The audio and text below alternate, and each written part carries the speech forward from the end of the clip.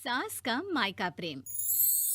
रिद्धि की सास को हर वक्त अपने मायके का गाना गाने की आदत थी। अरे बस करना माँ, मामा का ये किस्सा तो 50 बार पहले भी सुना चुकी है। अरे हाँ, तो क्यों ना बताऊं।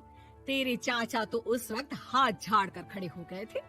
तब मामा ही था तेरा जो आगे आया और मदद की। देखो अब ठीक है ना, जो हो गया सो हो गया। क्यों एक बात को हमेशा गाती रहती हो। अब तो बहू घर आ गई है, उसे तो सबको मान कर चलना है ना कि सिर्फ सास का मायका ही समझेगी वो। तभी वहाँ रिद्धि आ जाती है। माँ, आज मैं घर जा सकती हूँ? माँ को मेरी बहुत याद आ रही है। शादी के बाद एक बार भी नहीं गई। हाँ तो कौन जाता है।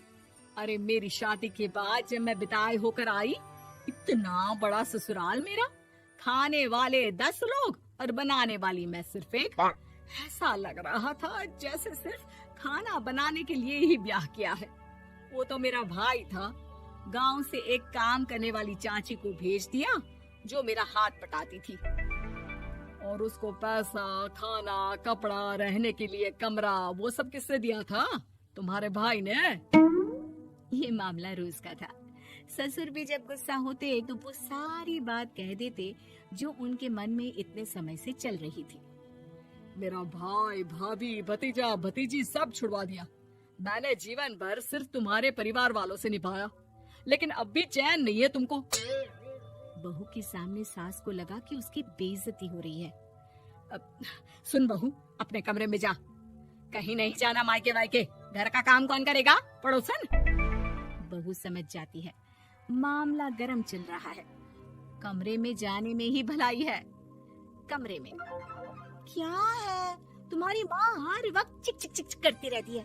कल ताई मिली थी तुम्हारी मुझे, लेकिन मजाल है सासू माँ की उन्होंने एक बुराई की हो, लेकिन सासू माँ हाँ, जब देखो तब ससुराल के लोगों की बुराई करती रहती है। बेचारे पापा जी कितना मिस करते हैं अपने घर वालों को। मेरा तो बड़ा मन करता है कि ताऊ जी, चाचा जी और सब मिलकर रहे, ना साथ रहे लेकिन आना जाना तो ठीक से रखे। हिंदुस्तान और पाकिस्तान एक हो सकता है, लेकिन चाचा और ताऊ के परिवार के साथ हम लोगों का मिलन ना जी ना, कभी नहीं हो सकता। ये बात है। देखिए मेरे साथ ना ज्यादा चैलेंज मत करिएगा। ऐसा कोई काम नहीं है जो मैं नहीं कर सकती। ससुर जी जो कि बहू की बात सुन रहे थे सामने आ जाते हैं। अरे बेटा, तू ये कर सकती है तो प्लीज मेरा परिवार किसी तरह मुझसे मिलवा दे। सारी जवानी तो मैंने किसी तरह काट ली, लेकिन जीवन के इस पड़ाव पर बहुत याद आती है मेरे परिवार की। हाँ हाँ पिताजी, आप चिंता मत करिए। बस मेरा साथ देते रहिए आप दोनों। फिर देखिए कैसे माँ जी भी ठीक हो जाएंगी और पूरा परिवार भी एक हो जाएगा। थोड़ी देर बाद बहू सामान लेकर घर से निकल रही होती है कि मना किया था ना तुझे मायके जाने के लिए, फिर क्यों जा रही है? बहू कुछ कहती इससे पहले ही बेटा बोलने लगता है। क्या है माँ, वो घर जा रही है। वैसे भी उसके माता पिता ने मुझे 10 लाख दिए तब जाकर मेरा काम शुरू हो पाया, वरना तूने मेरे लिए किया क्या है? अरे वाह बेटा, बचपन से पढ़ाया लिखाया, तेरे दुख दर्द में जगी, और आज वो लोग तुझे सही लग रहे हैं। और फिर ससुराल में लड़की खुश रहे, ये तो मायके वालों के जीवन भर की जिम्मेदारी रहती है। तो ये तुमको भी तो सोचना था ना। ताऊ जी ने पापा को पढ़ाया लिखाया, जब तुम नहीं आई थी तो पापा के लिए ताई जी ने पापा की माँ की तरह देखभाल की। अब बोलिए। अरे तू कुछ नहीं जानता बेटा, तेरे पापा को सब पता है, तभी वो उन लोगों से वास्ता नहीं रखते। मैं उन लोगों को जानता हूँ, लेकिन मैं तुम्हें नहीं जानता कि तुम्हारे मन के लायक काम नहीं हुआ तो तुम घर की शांति बर्बाद कर दोगी। सास जोर जोर से चिल्लाने लगती है। तभी वहाँ सास का भाई आ जाता है। अरे क्यों आप लोग मेरी बहन को परेशान करते रहते हैं? पहले ये जीजा कम थे, जब बहू भी आ गई। बहन, मैंने तो 30 साल पहले ही बोला था, अपना हिस्सा ले और छोड़ इन लोगों को, चल अपने साथ। बहू समझ जाती है कि मामा ससुर की नजर किस पर है। देखा, तुम लोग मुझे अकेला मत समझना, मेरा भाई खड़ा है आज भी मेरे लिए। बहू मायके जाती है और आते वक्त साथ में एक नौकरानी ले आती है। अरे बहू, कुछ खाने को दे दे। अरे आंटी, क्यों भाभी को परेशान करती रहती हो? उनके भाई ने मुझे जिम्मेदारी दी है। किसी भी चीज की परेशानी नहीं होनी चाहिए भाभी को। जो चाहिए मुझे बोल लेगा। आय हाय, बहू के मायके वालों का इतना दखल। ये मेरा घर है, कोई कल का आए इसे पूरा कैप्चर कर ले, ये बर्दाश्त नहीं होगा मुझसे।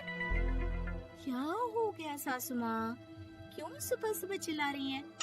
चमेली, ओ चमेली, क्या कहा था मेरे भाई ने तुझे? अरे दीदी बहुत तेज है आपकी सासू माँ। मैंने तो बोला कुछ चाहिए तो मांग लो मुझसे। अरे निकल यहाँ से, घर को रेलवे स्टेशन बना रखा है, जो देखो वो घुमा जा रहा है यहाँ से वहाँ।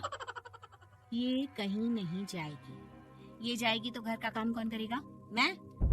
हाँ, और क्या करती हैं बहुएं? घर का काम ही तो करती हैं, इसमें नया क्या है? तभी वहाँ ससुर जी आ जाते हैं। हाँ, तो यही बात तो तुम्हें भी समझनी चाहिए थी ना। आज बहू के मायके से नौकर आ गया तो तुम्हें बुरा लग रहा है? अरे तो उस वक्त गर्मा गर्म खाना तो सबने खाया ना। ऐसा तो नहीं है कि मेरे मायके का नौकर था तो सिर्फ मेरे लिए बनाता था। अरे निकालो इसे, फिलहाल बाद में बात करती हूँ। सास का गुस्सा जोर से नौकरानी पर फूटता है। तभी वहाँ बेटा सामान के साथ आकर खड़ा हो जाता है। चलो रिद्धि, तुम ठीक बोलती हो। मेरी माँ को तो हम लोगों की कोई फिक्र है ही नहीं, ये तो सारा दिन सिर्फ अपने बारे में सोचती है। और देखिए, मैं अब से कह रही हूँ कि अब से इस घर की तरफ आपको देखना भी नहीं है। नहीं आना आज के बाद इन लोगों से मिलने। हाँ हाँ, बस कभी कभी दिन में 2 बार मिलने आ जाओ। नहीं, बिल्कुल नहीं। ससुर झूठा नाटक करते हुए। मेरी बीवी ने मुझे मेरे ही परिवार से दूर कर दिया, आज बहू मेरा इकलौता बेटा दूर कर रही है। हाय, कैसे जीऊंगा मैं? वाह, वो भाई जो आपको बेटे की तरह मानता था, उन्हें छोड़ने में तो दुख नहीं हुआ। आज खुद का बेटा छोड़कर जा रहा है तो कैसे जीऊंगा? बढ़िया है। अब सास समझ चुकी थी कि उससे गलती क्या हुई है। मुझे माफ कर दे बहू, अब मेरी समझ में आ गया कि अपनों से दूर कर बीवियां पति का भला नहीं बल्कि उन्हें जीवन में अकेला कर रही है। मुझे माफ कर दे, मैं अब सबसे माफी मांग लूंगी। ससुर जी दूर से बहू को थम्स अप दिखाते हैं।